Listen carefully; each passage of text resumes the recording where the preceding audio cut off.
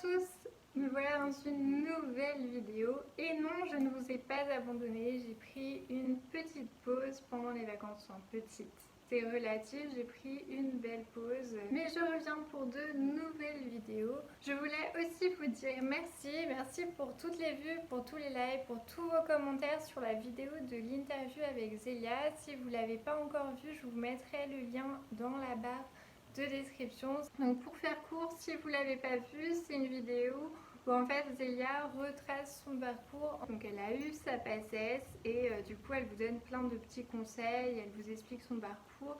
Ça m'avait été demandé et cette vidéo je la trouve assez sympa, j'ai adoré la filmer. D'ailleurs, si vous voulez d'autres vidéos de ce genre, n'hésitez pas à me mettre dans la barre de commentaires. Aujourd'hui, on se retrouve pour une vidéo assez différente et pour cette année, enfin pour du coup l'année, je compte en année qui commence en septembre. Pour cette année, j'ai décidé de faire un petit peu plus de vidéos tips, organisation, etc., conseils, parce qu'en fait, je me suis rendu compte que c'est les vidéos que vous aimez et c'est aussi moi les vidéos que j'aime le plus filmer, même si je sais que vous avez besoin de vidéos d'explication. Dans la vidéo d'aujourd'hui, on va voir toutes les méthodes d'organisation qui vous est possible, donc que ce soit collège, lycée ou la fac. Pour toutes, je vous dirai quels sont les avantages et les inconvénients, en quoi elles peuvent vous correspondre aussi. C'est parti pour la vidéo.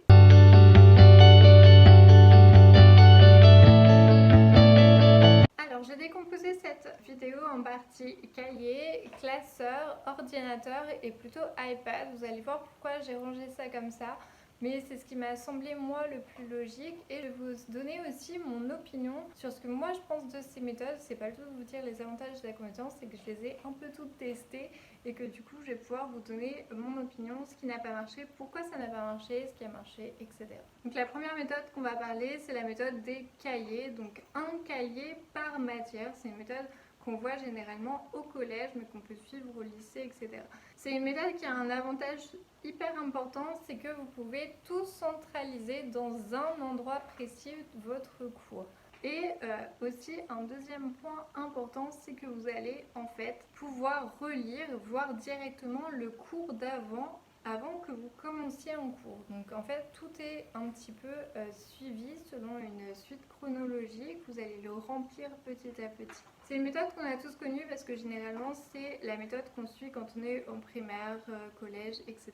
Le gros inconvénient c'est que quand on a des grosses matières, les cahiers se remplissent très vite et selon comment le prof va structurer son cours, s'il donne des polycopiés, etc., ça peut être plus ou moins pratique d'avoir des cahiers. Le cahier aussi, ça nécessite une prise de notes soignée. Ça veut dire qu'en fait, on n'a un peu pas le droit à l'erreur, à part si vous voulez commencer à arracher des pages, mais c'est pas trop le but. Mais en gros, il faut être plutôt soigné dans sa prise de notes quand on prend à la main et sur un cahier. Et aussi le deuxième point, deuxième désavantage entre guillemets, c'est que bien sûr vous n'allez pas pouvoir modifier votre cahier. Ça veut dire qu'une fois que vous avez mis dans cet ordre là, vous ne pouvez pas modifier l'ordre, vous ne pouvez pas rajouter de documents. Personnellement c'est une méthode que j'ai adorée parce qu'elle permet d'être super bien organisée. On prend tel cahier de tel cours et on a directement ce qu'il nous faut. A contrario du classeur. Donc on va comparer les deux. Le classeur, c'est un peu le même principe qu'un cahier dans le sens où on écrit à la main sur des feuilles. L'avantage du classeur, bien sûr, c'est que vous allez pouvoir séparer par partie vos cours. Donc pour les partiels, ça permet de prendre qu'une partie de ce qui vous intéresse pour réviser. Ça permet aussi de ne pas s'encombrer. Donc si vous avez des cours assez conséquents, bien sûr, vous n'allez pas prendre votre classeur pour aller par exemple au lycée, vous prenez juste votre pochette de copie double et hop, vous pouvez prendre vos notes. Le gros avantage du classeur aussi, c'est que vous pouvez enrichir un classeur. C'est que vous pouvez le modifier à votre guise, qu'il soit intéressant et rajouter des notes, des supports que vous trouvez hors cours par exemple, ou même le modifier des parties. Ça permet de rajouter des documents, des notes, des fiches, etc. Vous allez vraiment pouvoir moduler un peu votre classeur comme vous l'entendez et c'est un avantage hyper important et moi personnellement je l'adore. Le gros risque du classeur, c'est de perdre des feuilles. Bien sûr, tout le monde l'a déjà fait, on a tous perdu des feuilles ou alors machin nous a demandé telle feuille, tel cours, on la retrouve plus jamais, c'est fini, les feuilles se perdent. Donc l'obligation du classeur, c'est de ranger régulièrement ces feuilles. Et ça, c'est une astuce que je vous donne si vous prenez cette méthode. Vraiment, obligez-vous à ranger régulièrement. Généralement, vous allez avoir un trieur que vous allez amener en cours. Vous allez dedans mettre la journée, les notes que vous avez prises, et le soir, ranger dans votre classeur. S'il vous faut pour la fois prochaine les derniers morceaux de cours, laissez juste ce qu'il vous faut pour la fois prochaine, mais rangez ce qui est nécessaire. J'ai surtout utilisé des classeurs quand j'étais au lycée parce qu'en fait c'était pas possible pour certaines matières d'avoir des cahiers parce que ça faisait des énormes cahiers, on ne s'y retrouvait plus. Donc par exemple pour les matières scientifiques, j'avais pris des classeur, et personnellement, vu que je suis quelqu'un d'assez organisé, ça m'a pas posé problème au niveau de ranger les feuilles le soir, etc. J'ai bien aimé cette méthode. Par contre, pour les petites matières, c'est vrai que j'ai gardé les cahiers. Par exemple, je me souviens de philo où j'avais gardé un petit cahier de philo parce que j'aimais bien que tout soit au même endroit. Après, bien sûr, j'avais pas beaucoup d'heures de philo par la semaine et c'était plutôt cool au niveau de la notation. Donc j'avais un petit cahier et ça me suffisait amplement. Je fais un petit aparté pub dans cette vidéo. Si vous n'êtes pas encore abonné à ma chaîne, n'hésitez pas à le faire. Vous êtes 93% à regarder mes vidéos, à ne pas être abonné. L'abonnement, ça permet de savoir si vous aimez mon contenu, si vous le suivez. Normalement, c'est que vous l'appréciez et c'est hyper motivant de savoir que vous me suivez, que vous êtes de plus en plus nombreux, donc n'hésitez pas à le faire. Activez aussi la petite cloche si vous voulez être les premiers à avoir les notifications de ma vidéo. La troisième méthode d'organisation que je voulais vous présenter aujourd'hui, c'est l'ordinateur. L'ordinateur, c'est souvent ce qu'on pense qu'on va avoir besoin quand on va faire des études supérieures. C'est pas forcément le cas, mais en tout cas, c'est une méthode d'organisation. Le gros avantage de l'ordinateur, c'est que ça vous permet souvent de faire des copier-coller, d'enrichir avec des schémas, des images, etc. vos documents, et du coup, ça fait une vraie prise de notes.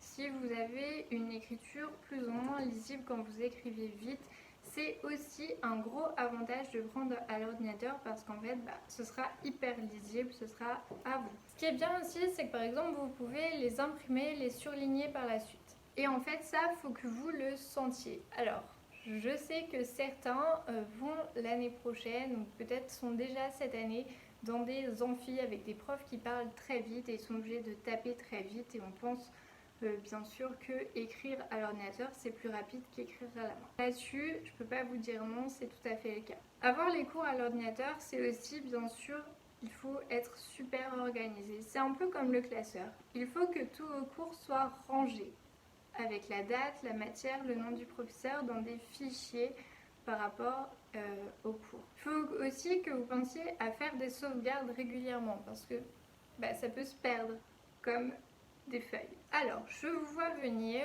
il y a une certaine personne qui prône que quand on écrit à la main, on retient plus facilement, etc. Ça n'a pas été prouvé.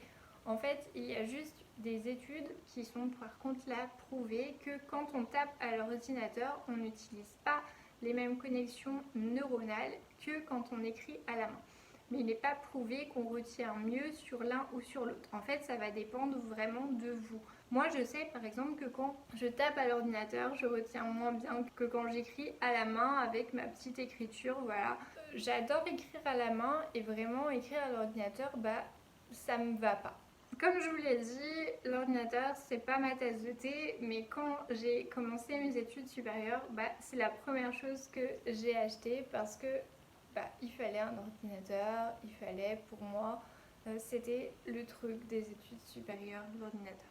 Je suis plus tout à fait d'accord avec ça et je vais vous parler d'une quatrième méthode que j'ai découverte récemment et qui aussi est sortie récemment, c'est la fameuse tablette. Vous l'avez déjà vu dans ma vidéo flashcard, j'utilise ma tablette pour beaucoup de choses et en fait j'utilise déjà pour ma chaîne YouTube, mais aussi elle me permet, si vous avez déjà pris un cours particulier avec moi, tout simplement d'écrire. Parce qu'en fait pour moi la tablette ça regroupe un ordinateur et du papier dans une seule et même chose. Et vu que j'adore écrire et que j'adorais le fait de copier-coller, ajouter des images, etc. que j'avais sur l'ordinateur, bah ça me permet de faire ça et de faire des cours hyper complets, des supports pour vous hyper complets. Ça me permet de faire des fiches, voilà. Et il y a beaucoup d'applications pour vous qui êtes peut-être étudiants pour de la prise de notes simplifiée, etc.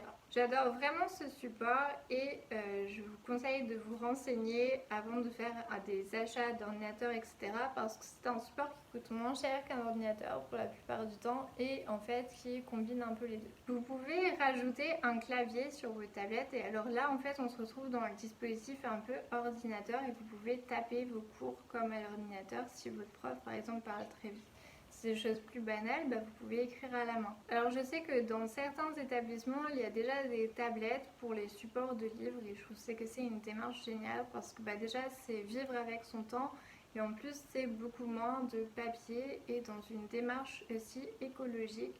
J'aime beaucoup écrire sur ma tablette parce que bah, ça n'utilise pas une feuille de papier pour rien. Alors attention, une tablette n'est pas un ordinateur et n'est pas une feuille de papier. Personnellement, j'ai pris l'habitude d'écrire sur ma tablette à la main.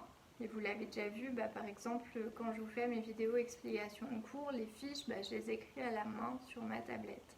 Donc c'est mon écriture, j'ai pris l'habitude. Donc en fait, bah, si on regarde quand j'écris sur une feuille de papier ou quand on regarde si j'écris sur ma tablette, bah, c'est la même écriture. Il y a une petite expérience, enfin il faut un petit peu d'expérience pour ça parce que bah, forcément c'est pas la même texture etc.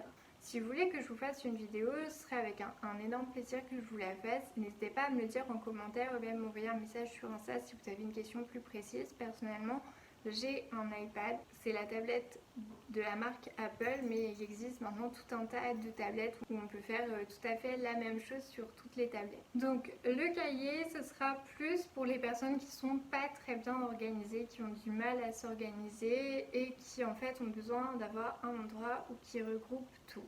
Donc pour le classeur, ce sera plutôt pour les personnes assez bien organisées, qui quand même ont besoin d'écrire à la main, mais qui aiment bien voilà, pouvoir prendre qu'une partie de leur cours pour aller en cours, que ça ne dérange pas, qui n'ont pas besoin de tout le cours et qui veulent agrémenter leur cours de petits documents, de petites notes, etc. Donc l'ordinateur, je le conseille pour les personnes qui ont besoin de taper rapidement, qui n'ont pas une belle prise de notes, qui ont besoin un peu de s'organiser parce que bah, pour un ordinateur, il faut être assez bien organisé, il faut être assez soigneux sur comment on range ses documents, comme je vous l'ai expliqué, sinon on ne s'y retrouve plus. Et voilà, donc la tablette, je le conseille bah, pour les personnes qui ont envie d'un peu tout réunir en un, qui aiment bien en fait écrire à la main, mais qui aiment bien aussi écrire à l'ordinateur, qui aiment bien cette polyvalence des deux. J'espère que vous avez aimé cette vidéo, si c'est le cas, n'hésitez pas à me le dire. Je vous retrouve très bientôt pour une nouvelle vidéo. Ciao ciao.